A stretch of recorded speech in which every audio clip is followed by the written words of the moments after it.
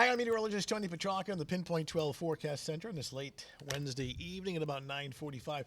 Still have some localized river flood warnings that are in effect, though things have been getting much better last 24 hours. This is for the Pawcatuck and Westerly, Wood River and Hope Valley. But of course, the more problematic river has been the Patuxent, though even here, it is getting better. I mean, the water continues to recede. It'll take you down to street level here. And at one point, this river was at 15 feet back on Tuesday. It's now down to 12 feet. I mean, there's still flooding along the banks of this river, but it has gotten much better. And of course, the trend will be for things to improve over the next several days. So I'll look at the hydrograph of the Patuxent, keeping in mind that the blue line represents actual measurements that were taken. Here's when we had the rainstorm, that rapid rise. It peaked on Tuesday at 15 feet.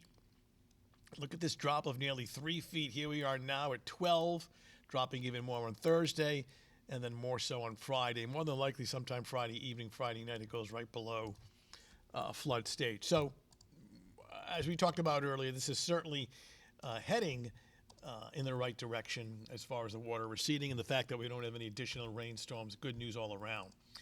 So when we categorize things between below flood stage, minor, and moderate, I mean, the Patuxent was major yesterday. It is in a moderate category now. It's below flood stage at the Blackstone, Woonasquatucket. Wood River and Pawcatuck are at minor flood levels, so some improvement there as well. As we take a look at the satellite and radar composite, quiet across New England. Here's the wider view.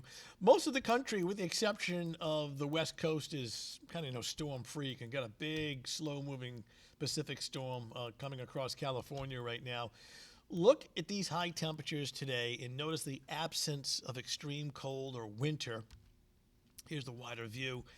Obviously, the colder air is bottled up in Canada or over the border up in here, but there really hasn't been much of a mechanism to bring it down. So in other words, for a better part of the month of December, we've been under control of a strong, what we call Pacific jet stream. So where the air is coming from, dictates how the temperatures are across the U.S. And when you get the flow coming in off the Pacific like this, our temperatures tend, to be milder.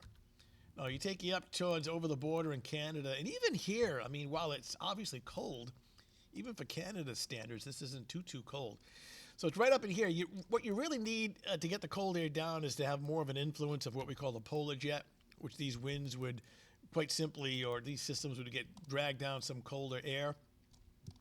Now, what happens is, so far this month, is we'll occasionally get a couple of cold days, but that's it. The cold tends to be very transient, doesn't stick around very long, and then it retreats back up into Canada, and the net result, the Pacific jet takes over. That's why we've had some pretty significant rain and windstorms with that strong Pacific jet.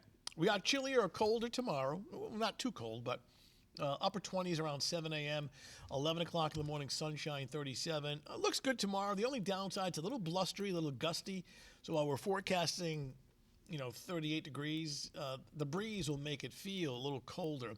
Like you can see that gusty northerly breeze, 10 to 15 gusts to 30 knots. There is a small craft advisory in effect. Visibility is unlimited. Friday is dry and much colder, and we're dry right through Christmas weekend. Now through really Christmas, we don't see any high-impact storms or widespread precipitation on the way, so it's fairly quiet. We're going to turn colder next couple of days before temperatures start to moderate as we get into the holiday weekend.